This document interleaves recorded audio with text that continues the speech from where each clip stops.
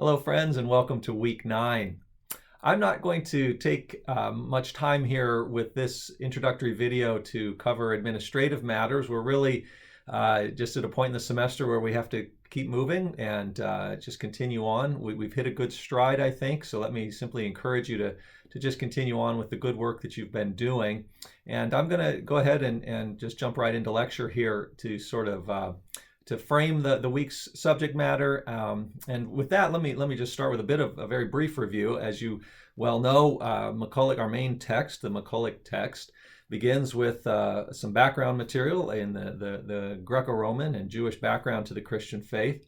Moves then into the first main section of the book, which covers from the time of Christ up to the time of Chalcedon, that Fourth Ecumenical Council, and after which time, with the development of the doctrine of Christ, as we have discovered there, and the hypostatic union of two natures, we have a division in the church that emerges. We have certainly the strong majority church, the Chalcedonian church, but we have those groups that, as we looked at last week, to the east especially, into modern Iraq and Iran, down south, down into India, parts of northern and eastern Africa, up north into Armenia and Georgia, which embrace either a duophysite, a Nestorian Christology, where we have the two natures of Christ which are not united in some mystical way in the person, or a miaphysite, a one nature Christology. Now what McCulloch does after that sort of brief section covering the Diophysite and the Miaphysite Christology, as well as, again, as we saw with the week 8 material, the development, especially to the east, of Christianity as it engaged other religions of the world, certainly Eastern religions, but especially the emergence of Islam. After that sort of brief subsection, then McCulloch, what he will do is he will, beginning with the material here now for week 9, he will look at the two main divisions of the church that will emerge. Now I say emerge because what he's going to do, we'll look for this week and next at the Western church, the Church of the Latin Rite, as he indicates, perhaps a better way of putting it, as well as then the Orthodox Church of the East, but not just Eastern Orthodoxy.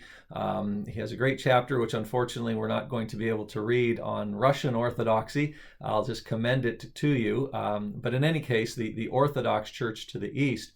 So he's going to take some time first to cover a large chunk of history from about 300 to the time of the Reformation in the West. And then he will circle back and do the same for the Orthodox Church, the Orthodox Church, especially the Eastern Orthodox or the Byzantine Church. But it's important to remember, as we now start to talk a little bit about that material, the church in the West is not something that immediately in the 4th century or the 5th century already is to be identified as this clearly distinguished group relative to the Eastern churches. As your readings for this week and certainly next week will indicate, this is an emerging development. You have an emergence of the Western church, an emergence of even a sort of second empire within the empire, the Holy Roman Empire, which is sort of becomes a Western counterpart to the leadership of the Roman Empire, because we have to remember, of course, that the Roman Empire endures until the 15th century. It is ruled out of Constantinople primarily. We've already encountered how with Diocletian's reign at the end of the 3rd century, he divided the center of leadership up into 4 geographic areas. And so after that, from the time of Constantine on, there was not an emperor ruling in Rome. Constantine made, as we well know and have already discussed, Constantinople the center of his rule, and subsequent emperors would do the same.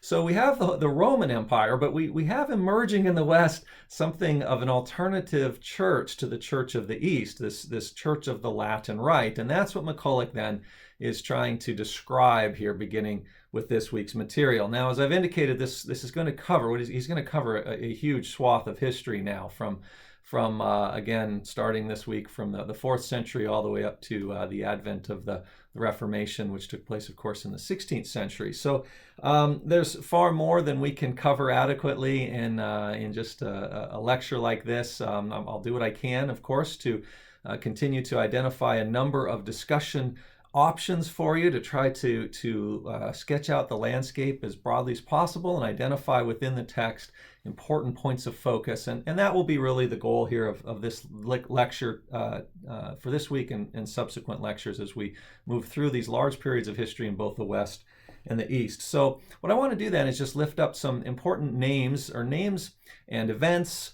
that will have significance for the development of the church that is probably the most familiar for most of us in this class, the Western Church, the Church of the Latin Rite. And so beginning then with Jerome, who lived from 347 to 420. Jerome, a quarrelsome scholar, born on the eastern side of the Adriatic Sea, and well known for his abilities with language. His most enduring contribution really would be the translation of the Bible into Latin, which he produced, entitled the Vulgate. And that translation of the Bible really endured for about a millennium as the translation of the Western Church up until the time or the centuries leading up to the Reformation, where we see translations being done in the vernacular. But in any case, that is a tremendously important contribution, not only for the church, but a moment, if you like, for the Western church, as it now has this translation in the language of Latin here, this Western, the language of this Western culture. Under Constantine, architecturally, we see some important developments, which again, McCulloch is going to note for you. Starting with a U-shaped church, which has antecedents, of course, in the Roman circus, or it's a structure that allows for a large audience of people to gather. But with Constantine and his work in Rome, architectural programs in Rome, we see the development of what became known as sort of the default architectural style of the Western Church, and that is that cross-shaped, T-shaped if you like, or cross-shaped if you were to look at it from above, cathedral structure with which probably most of us are familiar, with the chancel and the transept space and the long nave space. So again, important development here in the 4th century. Also important 4th century development for the figure for the development, of the Western Church is Ambrose, who will become Bishop of Milan. Ambrose lived from 340 to 397.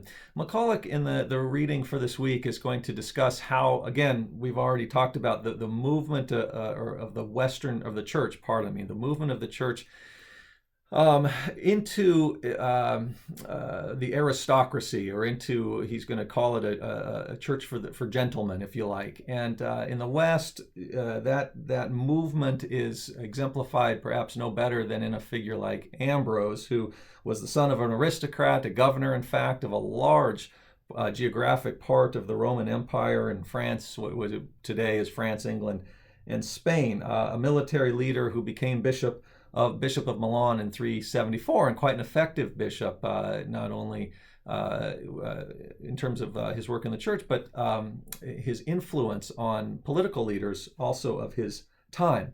Ambrose's influence, though, within the church is quite significant, largely because of what it meant to one figure in particular, and that is the brilliant Augustine. Augustine, born in North Africa, lived from 354 to 430, and as McCulloch indicates, I think you could put it this way: if you had to pick one individual whose thought exercised the most lasting influence on the Western Church, you'd be hard pressed to find someone more significant than Augustine in that regard.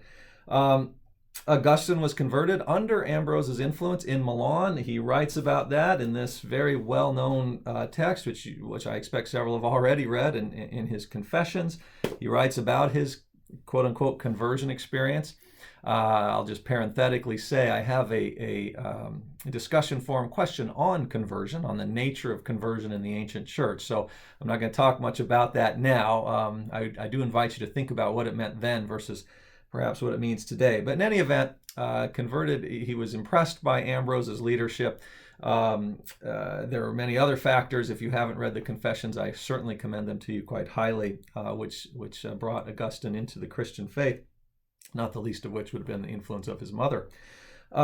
He was a one-time Manichaean, embraced Neoplatonism, something that never left Augustine really throughout his entire life. He became priest in the North African city of Hippo in 391, somewhat strong-armed into the position by the bishop of at that time, Valerius, and he succeeded then Valerius eventually as bishop and and served, I should say, as bishop until his death in 430. His theological contributions are many. When we talk about the significance of Augustine for the development of Western Christian thought, it's because the range of his writing, the depth of his thinking, it touched so many issues. He was, as I said, a one-time a Manichaean. Then he comes out of that tradition and writes against it. He writes against what he sees as a lack of responsibility, of course. This idea that material existence, including our corporeal existence, therefore, is somehow a trap for an inner light within that would then perhaps excuse the human from sin and evil.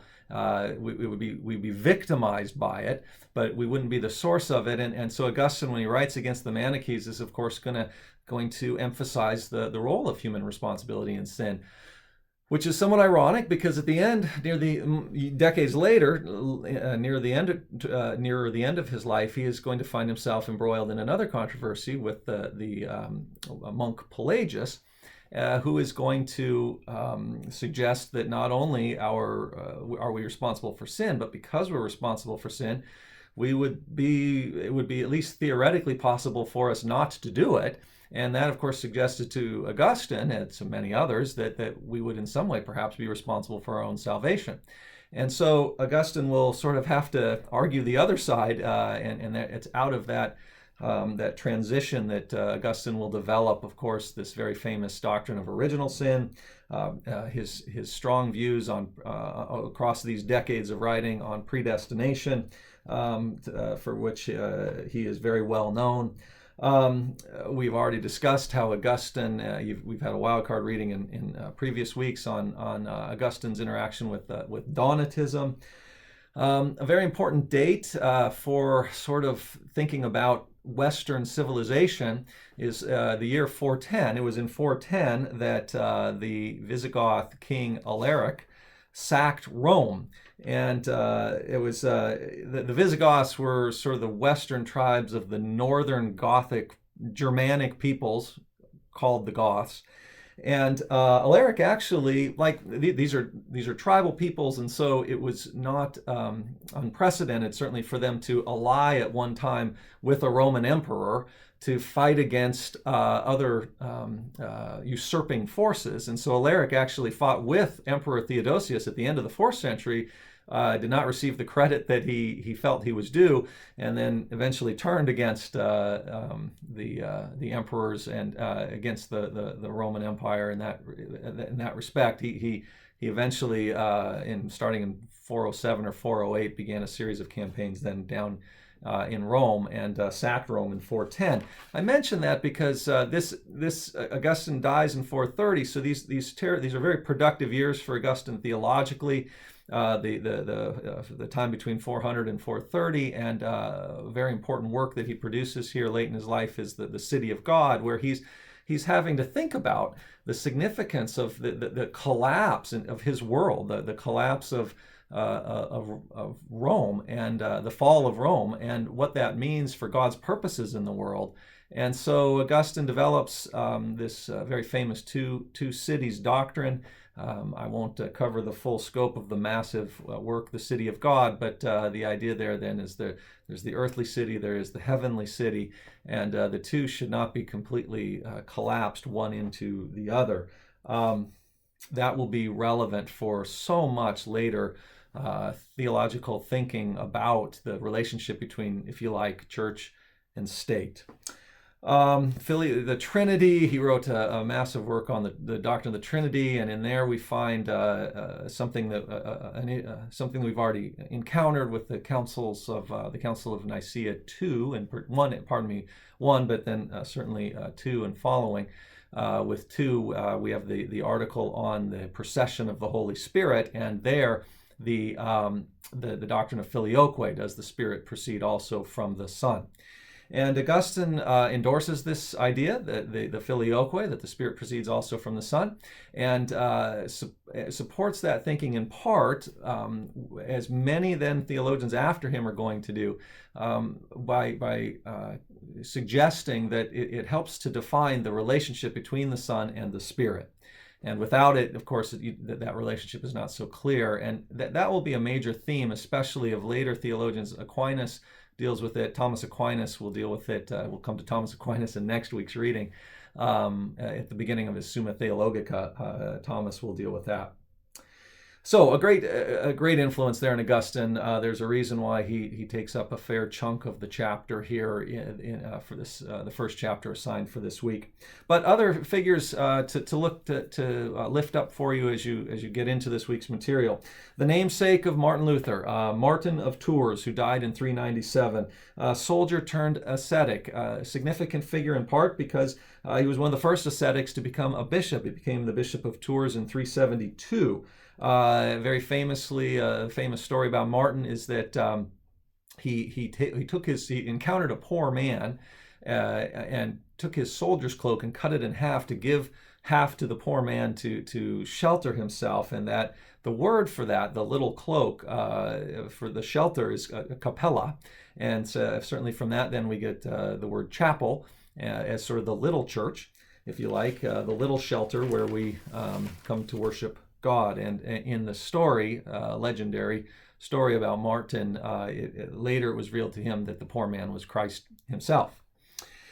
Another important 4th century figure here to lift up for, again, the development of the Western Church, another monastic figure, John Cassian, lived from 360 to 435, so we're bridging now into the 5th century here to be sure.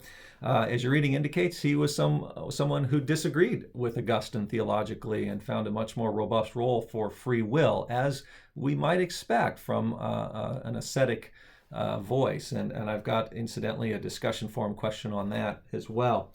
But I want to just say about Cassian. He founded the Abbey of St. Victor, first of all, near Marseille, in 415, around 415. That was a complex for both women and men. But he was an Origenist.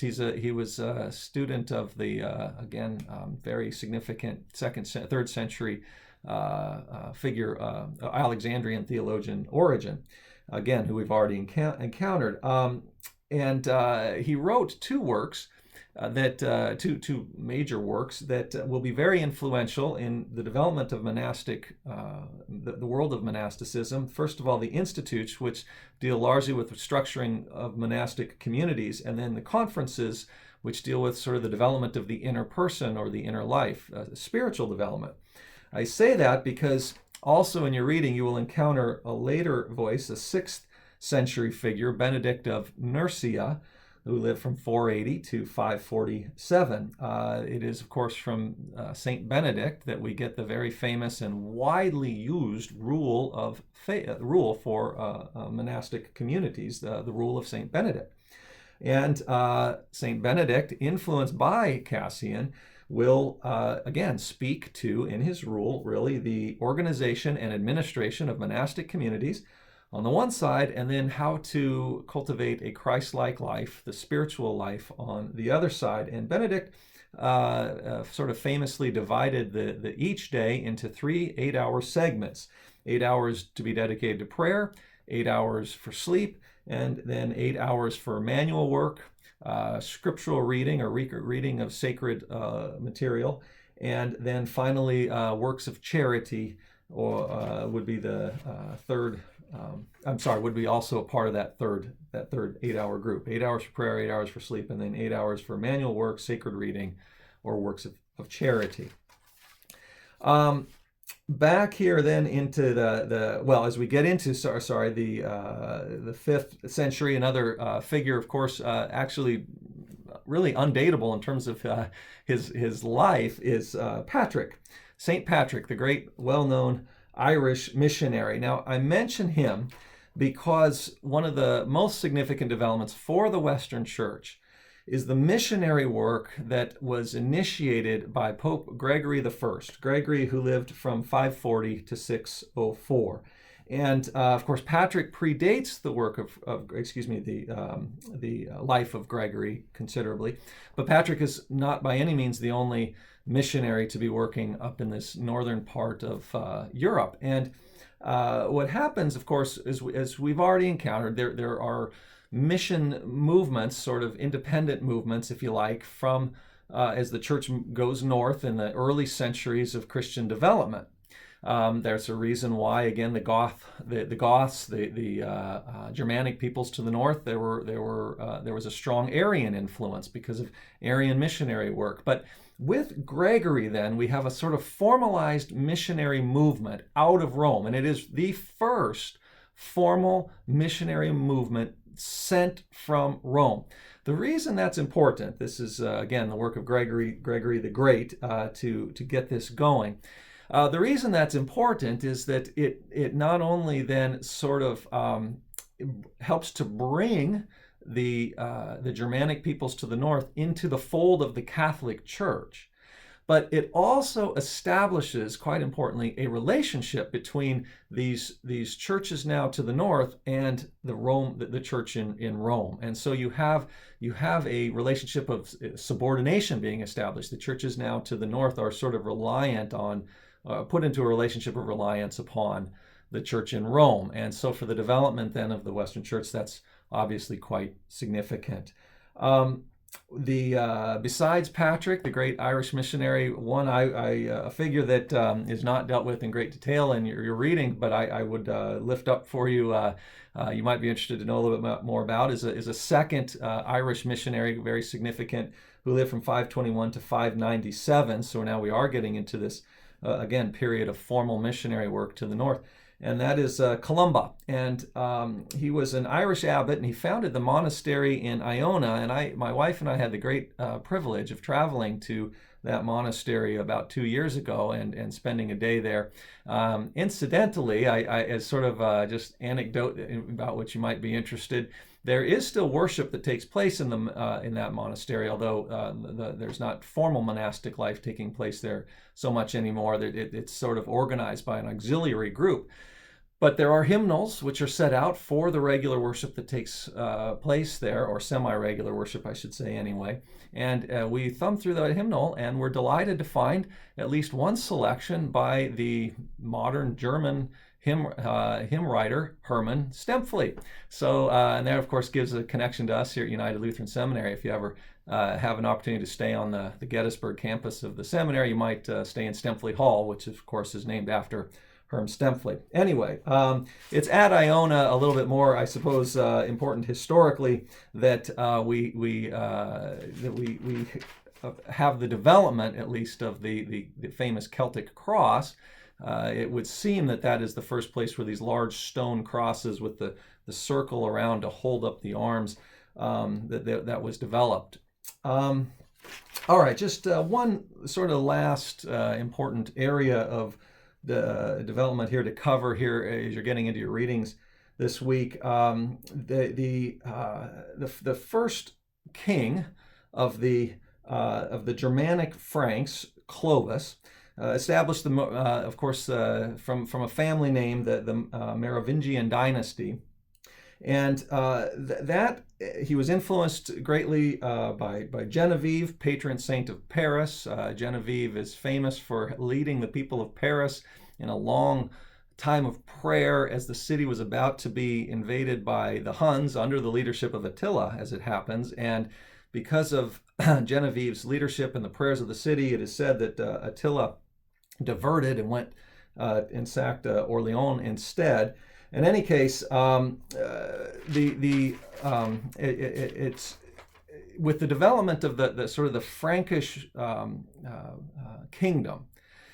You also have the development of what becomes known as the Holy Roman Empire. So this sort of second empire within the Roman Empire that's led, of course, out of Constantinople. Now you've got this convergence. Now we have Christendom, if as it's often famously said. You've got church and state growing together as you have Frankish kings who see the not just the political expediency, but also see the importance of developing the church within their holding, their territories, as a way of giving a structure to their society, as a way of regulating the life of the people, as a way certainly of consolidating their own authority. So you've got the development here of this church-state alliance, and this is going to, of course, come to its climax, its early climax anyway, with the first emperor of the Holy Roman Empire, Charlemagne, and that is where your reading in McCulloch ends for this particular week. First emperor of the Holy Roman Empire, Charlemagne lived from 742 to 814. Really begins his reign as Holy Roman Emperor in the year 800. It is under his rule that most of what we think of as Western Europe then finally becomes united.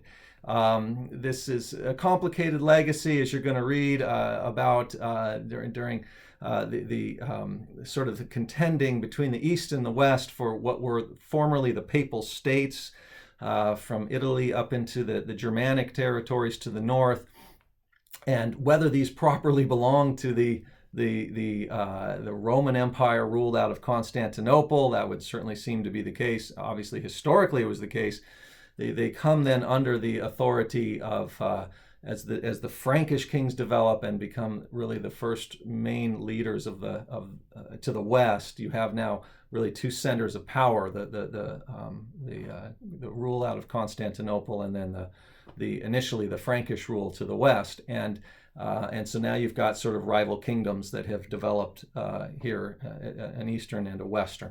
So we're going to leave off with that for this week. A lot in there I know that we've covered. I've given you quite a few names and dates and movements, and I apologize in less than 30 minutes to do all of that. But I just want to lift these names up, these developments up, so that as you get reading, there might be points for you to hang your hat on. There's a lot of history that is being covered in these two chapters, and so hopefully it'll be helpful to lay a bit of a foundation for that here as you look through this video.